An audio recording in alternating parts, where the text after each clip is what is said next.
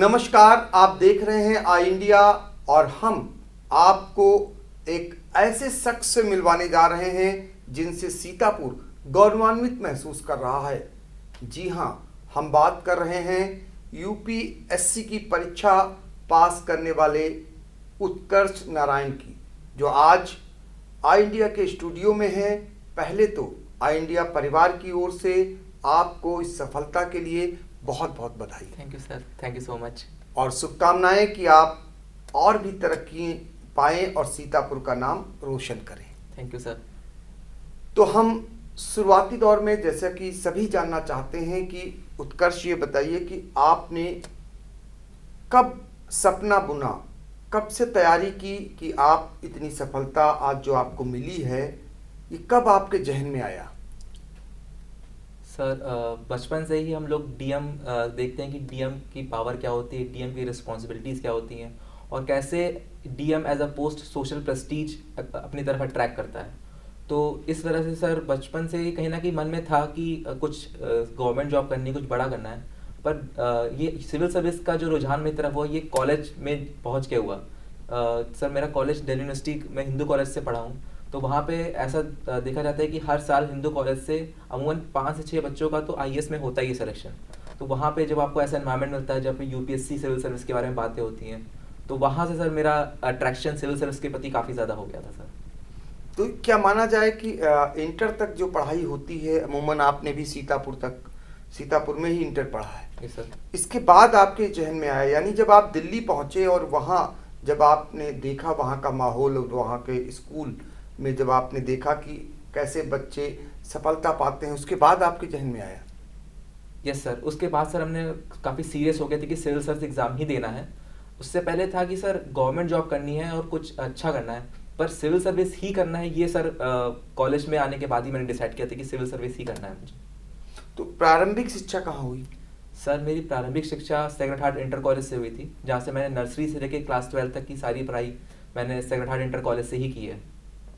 तो अब बहुत सारे लोग आपसे जानना चाहते हैं, चूँकि आपने जो मुकाम हासिल किया है उसके बाद बहुत सारे लोगों के लिए आप एक प्रेरणा स्रोत बन सकते हैं। ऐसे में कैसे जो होनहार बच्चे हैं वो कब से ये सब सपने बुने और कैसे तैयारी करें, कहाँ जा कर के तैयारी करें, ये आपका संदेश उनके लिए, उनके जीवन के लिए बहुत ही उपयोगी हो सकता है। सर मेरा मानना है कि स्कूलिंग एक बहुत ही इम्पॉर्टेंट रोल प्ले करती है आपके फाउंडेशन को बिल्ड करने में। तो आप स्कूल से ही अच्छी तरह से पढ़ाई करिए।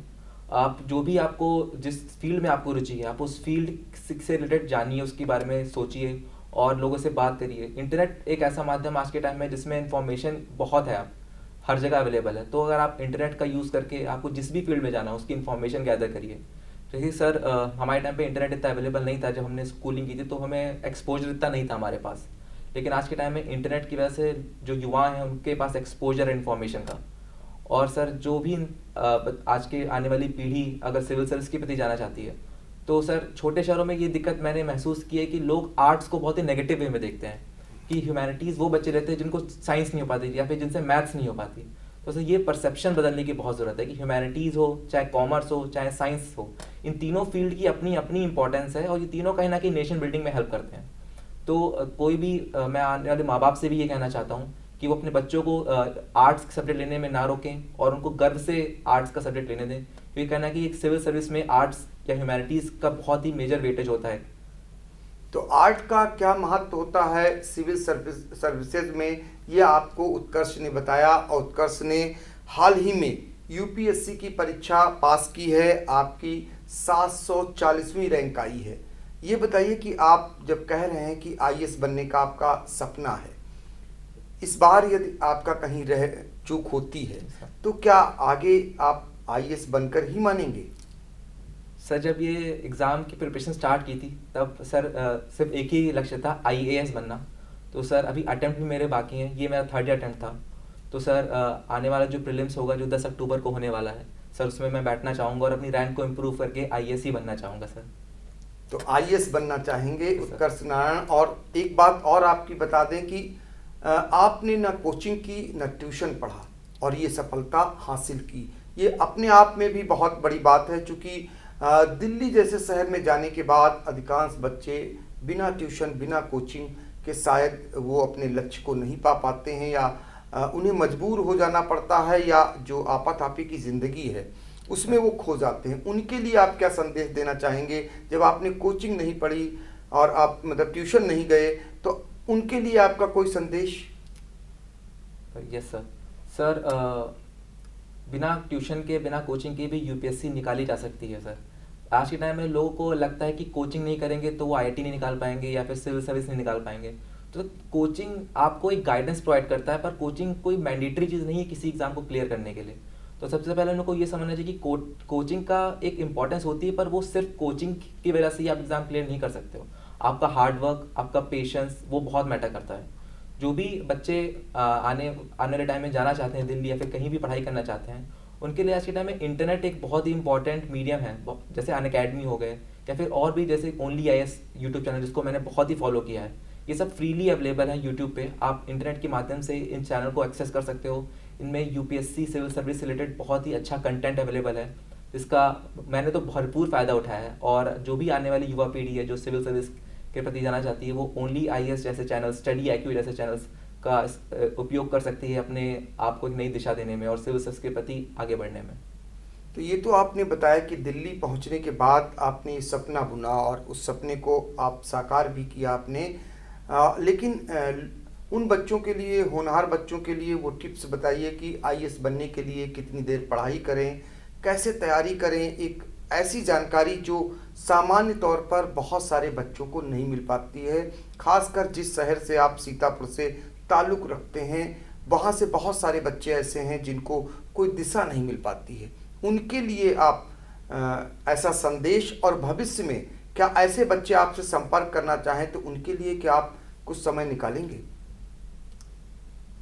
सर आपका जो क्वेश्चन है बहुत ही अच्छा है, क्योंकि अमूमन लोग को, जो छोटे शहर में रहने वाले लोग हैं, उनको सही गाइडेंस नहीं मिल पाती, इस तरह से समय लग जाता है। इनिशियली मेरा भी थर्ड अटैम्प्ट था, तो मुझे भी फर्स्ट और सेकंड अटैम्प्ट में कुछ गलतियां हुई जो मैं नहीं चाहता कि आने वाले जो पीढ़ी या फिर जो लोग ये सुन रहे हैं वो गलती करें। सबसे पहला जो आपको समझना है कि यूपीएससी में सिलेबस बहुत ही ज़्यादा इंपॉर्टेंट है। आपको यूपीएससी का सिलेबस और प्रीवियस ईयर क्वेश्चन को बहुत अच्छी तरह से समझना पड़ेगा। ऐसा कहा जाता है कि यूपीएससी सिविल सर्विस में कुछ भी पूछा जाता है, ऐसा नहीं है। सिलेबस बहुत ज़्यादा ही डिफाइंड है और प्रिडिक्टेबल है यूपीएससी। तो सबसे पहले जो भी इंसान या फिर जो भी व्यक्ति यूपीएससी की तैयारी करना चाहता है, उसे सिलेबस को बाय हार्ट पढ़ना पड़ेगा। प्रीवियस ईयर पेपर को अच्छी तरह से एनालाइज कीजिए, टॉपर्स की कॉपीज़ पढ़िए, उनकी स्ट्रैटजीज़ को देखिए, और फिर अपने आप को एक पढ़ाई के प्रति आगे बढ़ाइए। और रही बात कितने घंटे पढ़ने की, सर इनिशियली जब आप तैयारी करते हो तो आपके अंदर बहुत जोश होता है, तो हमने 10 से 12 घंटे एवरी सिंगल डे देता था। इनफैक्ट जिस दिन कभी कभी तो 14-14, 15-15 घंटे भी हो जाते थे कुछ दिन, लेकिन वो लंबे टाइम तक सस्टेन नहीं रह पाता है, क्योंकि एक टाइम पे आके फैटिगनेस और टायर्डनेस हो जाती है। तो इनिशियली जब आप तैयारी करिए, आप सोचिए कि आपको एक मोमेंटम के साथ पढ़ाई करनी है, एक फ्लो के साथ पढ़ाई करनी है। आपको एवरी सिंगल डे 8 से 10 घंटे देने ही देने हैं। और हार्ड वर्क के साथ साथ स्मार्ट वर्क का भी बहुत ज़्यादा इंपॉर्टेंस है यूपीएससी के अंदर। प्रीलिम्स, मेंस और इंटरव्यू तीनों में स्मार्ट वर्क का बहुत ज़्यादा ही इंपॉर्टेंस है, और उसके लिए आपको मल्टीपल चॉइस क्वेश्चंस बहुत सारे सॉल्व करने पड़ेंगे, आंसर राइटिंग पे बहुत ज़्यादा फोकस करना पड़ेगा। तो ये सब चीज़ें अगर आप करेंगे तो मुझे लगता है कि civil service exam first attempt में भी निकाला जा सकता है। तो ये है मूल मंत्र। अगर ये सब कुछ कर लेते हैं तो निश्चित तौर पर आपका दावा है कि पहली बार, यानी पहले ही आपकी एक बार में ही आपको सफलता मिल सकती है। और बहुत सारी चूक आपसे हुई है, अब चूक ना हो, इसलिए ये टिप्स आपके हैं और ये आपके जीवन में काम आ सकते हैं। आज हमने उत्कर्ष नारायण जी को इसीलिए बुलाया है कि बहुत सारे बच्चे जो तैयारी कर रहे हैं, उन्हें बहुत सारे रास्ते नहीं पता होते हैं और उन्हें कोई बताने वाला नहीं होता है कि वो कहाँ जाएं और कैसे क्या तैयारी करें। वो सारी चीज़ें आपके लिए हैं, आपको बता भी रहे हैं।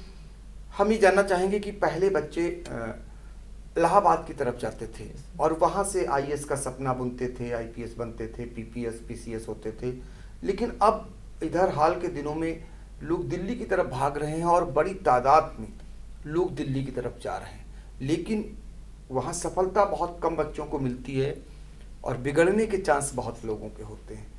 ऐसे बच्चे न बिगड़ें, अभिभावक उन पर कैसे नज़र रखें, कैसे पता चले कि उनका बच्चा इस लायक है कि नहीं है, वो सपने देख रहे हैं कि आईएएस बन रहा है, वहाँ जा कर के आपने देखा होगा चकाचौंध की ज़िंदगी में यस सर। वो भटकाव के रास्ते पर चले जाते हैं।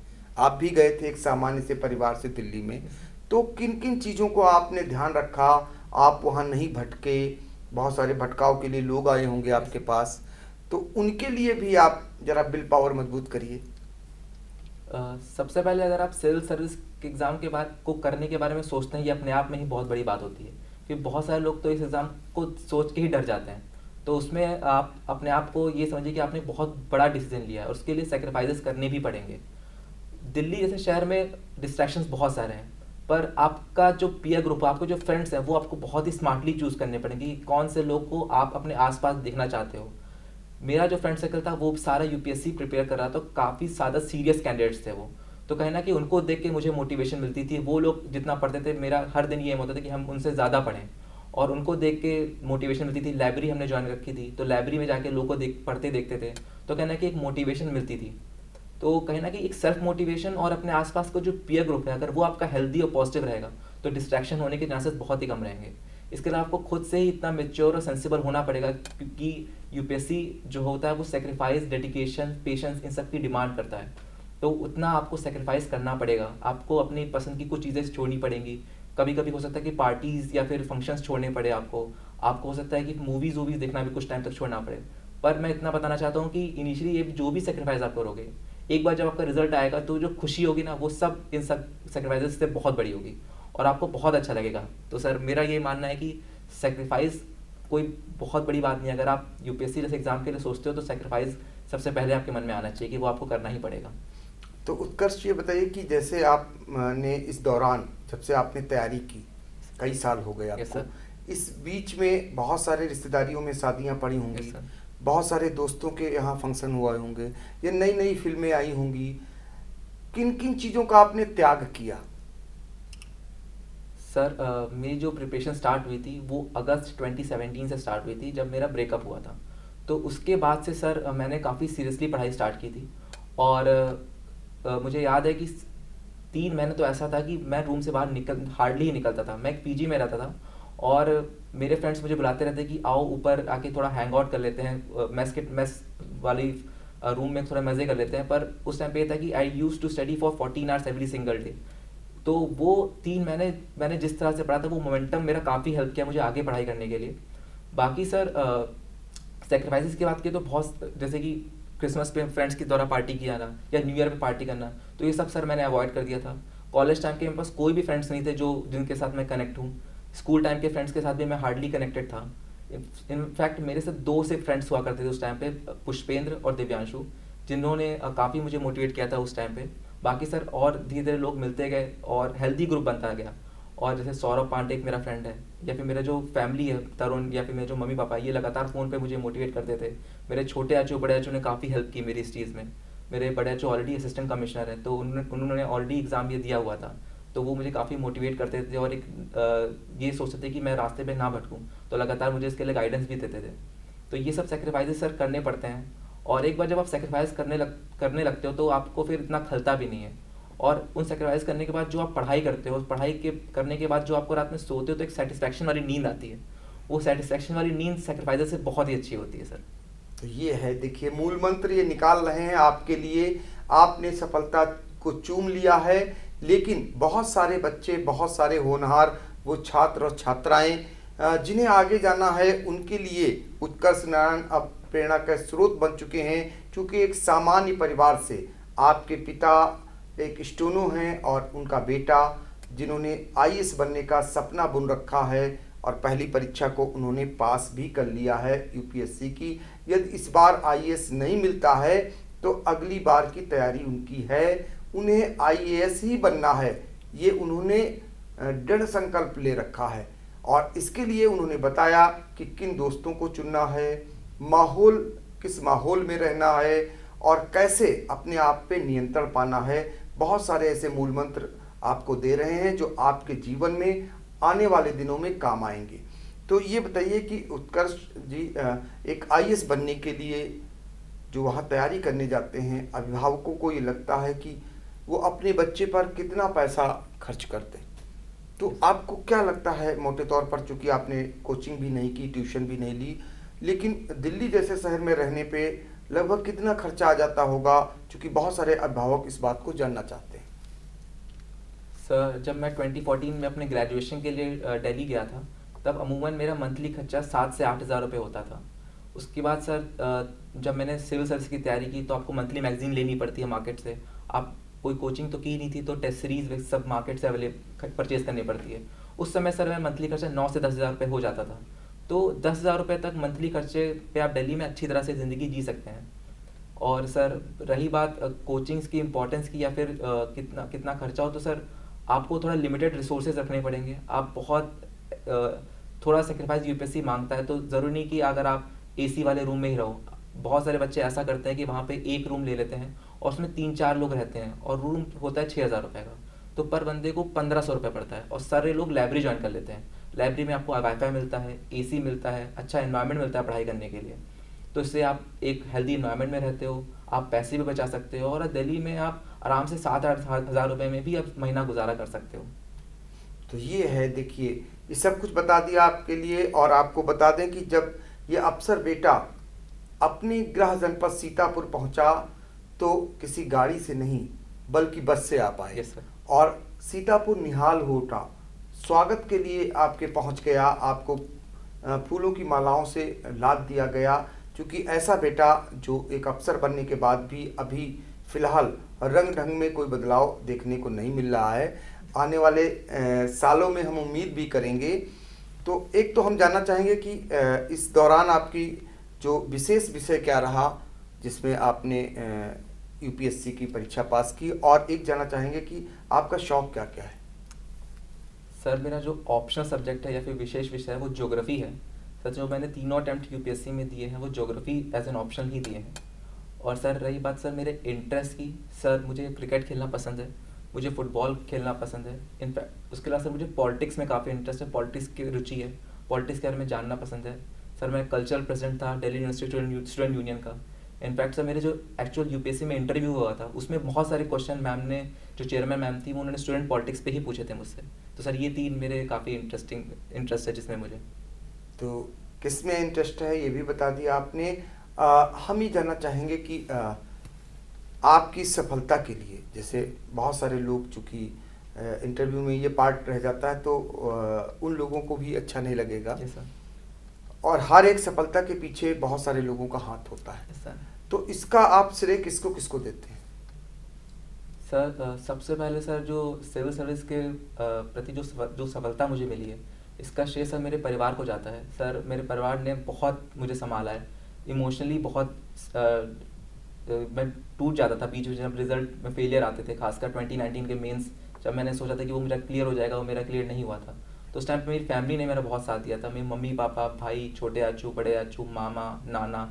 इनफैक्ट सर नाना मेरे को हर दिन एवरी सिंगल डे 2 बार कॉल करते हैं मेरे पढ़ाई के अपडेट लेने के लिए। तो सर वो एक कहना कि मोटिवेशन भी होता है, और कहना कि एक आपको भटकते नहीं हो आप अपने डायरेक्शन से, कि कोई ना कोई आपके पीछे आपको मोटिवेट कर रहा है, आपको गाइड कर रहा है। तो फैमिली सबसे इम्पॉर्टेंट है सर। इस सिविल सर्विस में जो मेरा सिलेक्शन है उसके प्रति जो भी क्रेडिट जाता है वो मेरी फैमिली को जाता है। उसके अलावा सर मेरे जो फ्रेंड्स हैं सर, जैसे कि सर पुष्पेंद्र या फिर सौरभ या दीपक, अमित, पवन, या और भी सर मेरे जो फ्रेंड्स हैं जैसे कि सुनैना, मुस्कान, अंकिता। तो दीज आर माय फ्रेंड्स जिन्होंने मेरे काफ़ी हेल्प की है इस पूरी जर्नी में। तो सर कहना कि मैं उनको भी शुक्रिया अदा करता हूँ। और सर सबसे इम्पोर्टेंट जो सर सदस्य हैं, 2 लोग हैं। एक है अनअकैडमी के जो फाउंडर रोमन सैनी सर, उन्होंने उनके जो मैंने वीडियोस काफ़ी देखे थे वो, और उससे मेरे को प्रीलिम्स क्रैक करने में काफ़ी हेल्प मिली। इसके अलावा सर ओनली आईएएस एक यूट्यूब चैनल है जिसका मैंने बहुत ज़्यादा भरपूर फ़ायदा उठाया अपनी पूरी प्रिपरेशन के दौरान। और सर एक मनीष कुमार सर हैं, वो आईएएस हैं अभी झारखंड काडर के। सर उनका हार्ड वर्किंग ह्यूमन चैनल है। तो सर उन 3 लोगों का बहुत तहे दिल से मैं शुक्रिया अदा करता हूँ कि सर यूपीएससी की जर्नी में उन्होंने मेरा बहुत अच्छा मेरे को कंटेंट प्रोवाइड किया और बहुत गाइड किया। उनके कंटेंट काफ़ी अच्छे हैं सिविल सर्विस एग्ज़ाम को क्रैक करने के लिए सर। तो उत्कर्ष अफसर बन गए हैं, अब एक लक्ष्य और है कि आप अपने छोटे भाई को भी अपनी लाइन में ला रहे हैं। क्या लगता है आपका भाई आपके जैसा अफसर बनेगा। सर मेरे ऐसा नहीं, मुझसे बेहतर अफसर बनेगा, इसका सर मेरे को पूरा विश्वास है। और सर अभी वो जॉब कर रहा है, तो जॉब के साथ साथ उसने तैयारी स्टार्ट कर दी थी। क्योंकि अब सर मेरा सिलेक्शन हो गया, परिवार की जिम्मेदारियों को बांटने का भी समय आ गया है, जिसका तो सर अभी वो डिसाइड कर रहा है कि शायद वो जॉब छोड़े या ना छोड़े, पर यूपीएससी के प्रति वो और टाइम डेडिकेट करेगा और होपफुली वो 2022 वाला जो अटेम्प्ट होगा वो अपना देगा ज़रूर। तो उत्कर्ष न कि अब समाज की सेवा के लिए तैयार हैं, बल्कि पारिवारिक जिम्मेदारी उठाने की भी अब तैयारी हो चुकी है, यानी आने वाले दिनों में आप जोड़े के साथ नजर आएंगे। तो ये बताइए कि ये चूंकि पर्सनल सवाल है, Yes. लेकिन ऐसे में बहुत सारे आपने सफलता का श्रेय अपने माता पिता परिवार को दिया है, पूरे परिवार को। तो जो जीवन संगिनी होती है, परिवार बना रहे आपका, ऐसी चूज करेंगे, आपकी प्राथमिकताएं क्या रहेंगी? सर इस मामले में मैं थोड़ा सा ओल्ड स्कूल हूँ sir. I believe in arrange marriages, क्योंकि सर मुझे लगता है मैंने अपने मम्मी पापा को देखा है, उनकी अरेंज मैरिज हुई है और टचवुड उनका जो जोड़ा है बहुत ही अच्छा है और कभी उन्हें लड़ाई करते हुए नहीं देखा, हमेशा एक दूसरे का साथ देते हुए देखा है। तो सर जो भी परिवार की खुशी होगी, जैसा परिवार डिसाइड करेगा सर, उस बारे में तब सोचेंगे सर। अभी तो फिलहाल पढ़ाई पे पूरा ध्यान है, एक बार पहले आईएएस बन जाए, उसके बाद सर आगे की ज़िंदगी में अपने जो होने वाली धर्मपत्नी उनके बारे में सोचा जाएगा। फिलहाल अभी तो पढ़ाई पे पूरा ध्यान है सर। तो अभी आईएएस बनना है, एक सर। ही लक्ष्य है, उसके बाद जो परिवार तय करेगा उसको आप सहर्ष स्वीकार कर लेंगे। Yes, sir. ये भी बड़प्पन है आपका। अमूमन जो अफसर बन जाते हैं उसके बाद ये देखने को मिलता है कि वो अपने हिसाब से अपनी जीवन संगिनी को चुनते हैं और फिर अपना रास्ता बनाकर परिवार से धीरे धीरे अलग होकर निकल लेते हैं। ये बहुत सारे मामलों में हमने देखा है, लेकिन आपका ये संस्कार भी कहा जाएगा कि आपने कैमरे के सामने स्वीकार भी किया कि आज सफलता का सारा श्रेय परिवार को देते हैं, दोस्तों को देते हैं, और ऐसे में आपके जीवन का जो निर्णय होना है आगे वो परिवार करेगा। ये बहुत बड़ी बात आपने कही और ये अच्छी भी लगी मुझे खासकर। और हम ये आखिर में जानना चाहेंगे सिर्फ कि उन बच्चों के लिए, उन सीतापुर वासियों के लिए आपके दिमाग में कुछ आता होगा, और ख़ासकर जब आप आईएएस बनेंगे तो उस दौरान आपने सोचा होगा, बहुत सारे लोग दावे करते हैं लेकिन आईएएस बनने के बाद बहुत सारी चीज़ें नहीं कर पाते हैं। तो आपके मन में सपना होता होगा कि जब हम आईएएस बनेंगे तो क्या कुछ करने की तमन्ना है आपकी? सर आईएएस बनने के नाते सर काफ़ी कुछ मन में है, जो कि मुझे ना सिर्फ सीतापुर वालों के लिए बल्कि देश में जहाँ भी मेरी पोस्टिंग हो वहाँ उस शहर वालों के लिए करना है। सबसे पहले सर चाइल्ड लेबर एक ऐसा इशू है जिसके लिए सर मैं काफ़ी संवेदनशील हूँ। मुझे लगता है चाइल्ड लेबर ख़त्म हो जाना चाहिए पूरी तरह से, तो चाइल्ड लेबर को ख़त्म करने के लिए सर मैं विशेष प्रयास करूँगा। उसके अलावा सर जो दलित पिछड़ा समाज है, SC ST कम्युनिटी है, उनके लिए सर काफ़ी सर जो भी इनिशिएटिव्स गवर्नमेंट के द्वारा चलाए गए हैं उनका उन्हें भरपूर लाभ नहीं मिल पाता है, उनसे वो वंचित रह जाते हैं। तो सर मेरा एम यही होगा कि जो भी सरकार के द्वारा चलाए गए इनिशिएटिव्स हैं उनका उन्हें भरपूर लाभ मिले, और जो अदर मार्जिनलाइज्ड कम्युनिटीज़ हैं जैसे कि गरीब पिछड़ा वर्ग है, उनके लिए सर मैं विशेष रूप से कार्य करना चाहूँगा। और सीतापुर में सर जो हेल्थ और एजुकेशन है और जो वेस्ट मैनेजमेंट है, सॉलिड वेस्ट मैनेजमेंट, इनको सर तंदुरुस्त रखने के लिए, दुरुस्त रखने के लिए सर मैं कार्य करना चाहूँगा सर। तो ये सपने हैं आईएएस बनने के बाद जिनको आप पूरा करना चाहते हैं, और हम उम्मीद करेंगे कि उत्कर्ष नारायण ने जो भी सपने देखे हैं वो पूरे हों, और आगे आने वाले दिनों में जो उनके सपने हैं उनको पंख लगें, और ये भी उम्मीद करेंगे कि वो एक बड़े अफसर बन करके भी सीतापुर को नहीं भूलेंगे। ये हम आपसे प्रॉमिस भी कराना चाहेंगे। बिल्कुल सर। सर जहाँ आपकी जन्म हुआ, जहाँ आपका बचपन बीता, उसको कोई इंसान कभी नहीं भूलना चाहेगा। और सर मैं आपसे वादा करता हूँ कि जितना भी मुझसे बन पाएगा सीतापुर वासियों के लिए करूँगा। और सर किसी को भी, जो भी आने वाले युवा हैं जिनको किसी भी तरह से सिविल सर्विस में हेल्प चाहिए मुझसे, आप मुझसे मेरे इंस्टाग्राम ID उत्कर्ष नारायण पे जुड़ सकते हैं। मैं वहाँ पे आपको रिप्लाई करूँगा। आपको जो भी क्वेरीज होंगी उनको सॉल्व करने की कोशिश करूँगा। ज़रूरत पड़ेगी तो एक यूट्यूब वीडियो बनाएंगे जिसमें कैसे सिविल सर्विस की तैयारी करिए, उसका प्रॉपर एक डिटेल डिस्क्रिप्शन होगा। तो सर वो भी सर मैं करना चाहूँगा, ताकि सर किसी भी तरह से जो भी हमारे युवा हैं उनको कोई भी हेल्प अगर मेरी तरफ से मुहैया हो सके तो मैं ज़रूर करना चाहूँगा सर वो चीज़। तो सीतापुर के गौरव उत्कर्ष नारायण ने आपके लिए क्या कुछ सपना बना रखा है और क्या कुछ मदद करना चाहते हैं, ये आपने बताया, और सारी बातें आज हमने की उनसे, हर बिंदु पर उनसे जाना। आपको उनके अंदर सौम्यता, उनके अंदर एक अनुशासन का जो होता है, जैसे अमूमन अफसरों में देखने को मिलता है, वो भी दिखाई दे रहा है।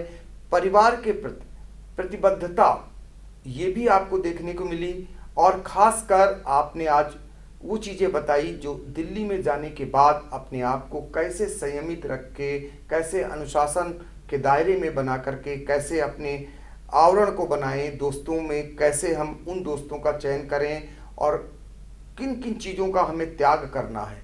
बहुत सारी बातें आपने बताई। ये उन बच्चों के लिए निसंदेह प्रेरणा का स्रोत बनेंगे और हम उम्मीद करेंगे कि एक ना एक दिन सीतापुर का यह बेटा प्रदेश का बड़ा अफसर बनकर आएगा और सीतापुर का नाम पूरे प्रदेश में ऊंचा करेंगे। बहुत बहुत धन्यवाद। Thank you so much sir. Thank you.